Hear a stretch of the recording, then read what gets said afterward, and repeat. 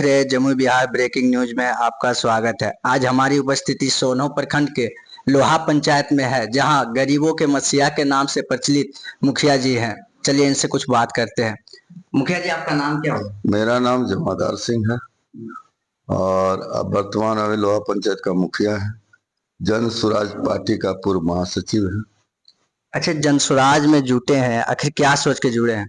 देखिए, जन स्वराज में इसलिए हम जुटे हैं कि बहुत दिनों के बाद 1974 के बाद 1974 में व्यवस्था परिवर्तन की लड़ाई जयप्रकाश नारायण ने शुरू की थी और उन्होंने नारा दिया था संपूर्ण क्रांति का।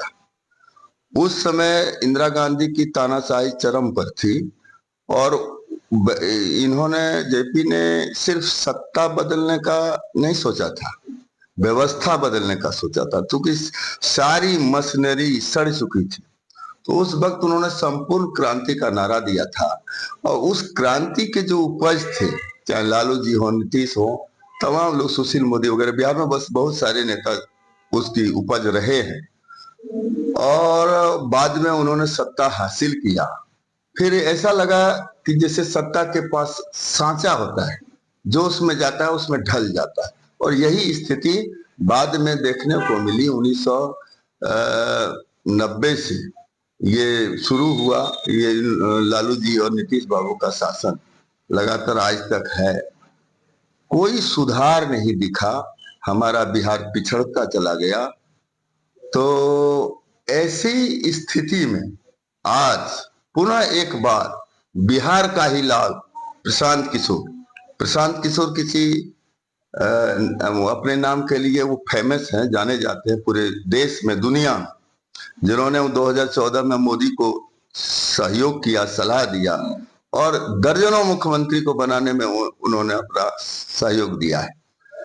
ऐसे व्यक्ति जब ये संकल्प लेता है कि बिहार को बदलना है, सत्ता परिवर्तन की बात यह नहीं करता है, बिहार को बदलना है, और बिहार की गरीबी, लाचारी, बेबसी आज जिस कदर छाई हुई है पूरे देश में, बिहार सबसे निचले पायदान पर आ चुका है। तभी ऐसे व्यक्ति ने यह संकल्प लिया है कि हम इसको बदल कर छोड़ेंगे। तो एक तरह से यह व्यवस्था परिवर्तन की बात इन्होंने की, जिसकी उम्मीद, चिर प्रतीक्षित उम्मीद रही है हम लोगों की।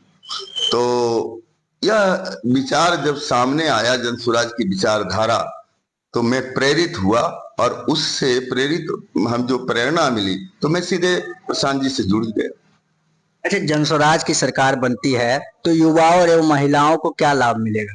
देखिए, जन स्वराज व्यवस्था परिवर्तन की बात ये पार्टी करती है। तो लाभ की जो बात कर रहे हैं, वर्तमान समय में हमारे सामने समस्याएं क्या है, उनको चिन्हित करना होता है। तो सबसे बड़ी समस्या हमारे यहाँ, हमारे बिहार में पलायन की, और पलायन का शिकार कौन होता है? वो तो युवा होता है। और आज कोई ऐसा घर नहीं है, माने 1% 2% लोग गांव में ऐसे परिवार हो सकते हैं भी, जिनका रोजी रोटी घर से चल जाता है, रोजी रोजगार घर में है, या कुछ लोग नौकरी करते हैं। बाकी तमाम लोग 95% 98% लोग, प्रत्येक घर से बिहार से पलायन कर गया और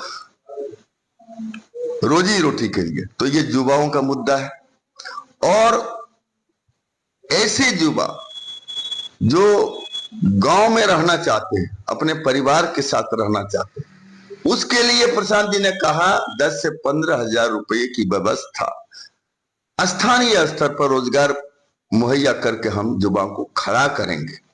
तो ये युवाओं को फायदा है। दूसरी बात है, आज जो बच्चा है वो कल बड़ा होता है।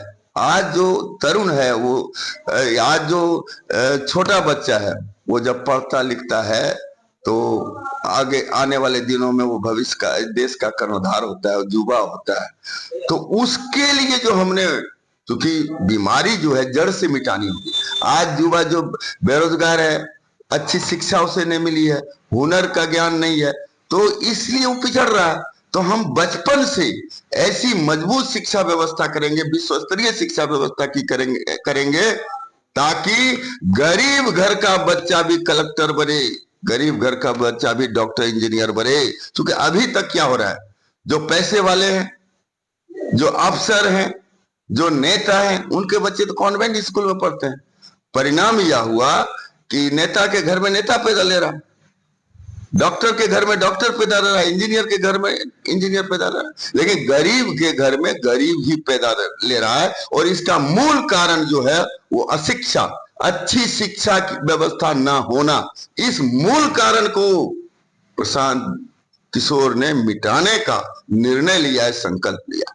जैसे महिलाओं को लोन के बारे में भी कुछ बातें रखी गई। देखिए, अभी जो जीविका वगैरह जो व्यवस्था है, अभी जो भी महिला सशक्तिकरण के लिए जो सरकार की योजनाएं हैं, उसमें इतनी कमियां और खामियां हैं कि उसका समुचित लाभ नहीं मिल पाता है। इसीलिए प्रशांत जी ने कहा कि न्यूनतम ब्याज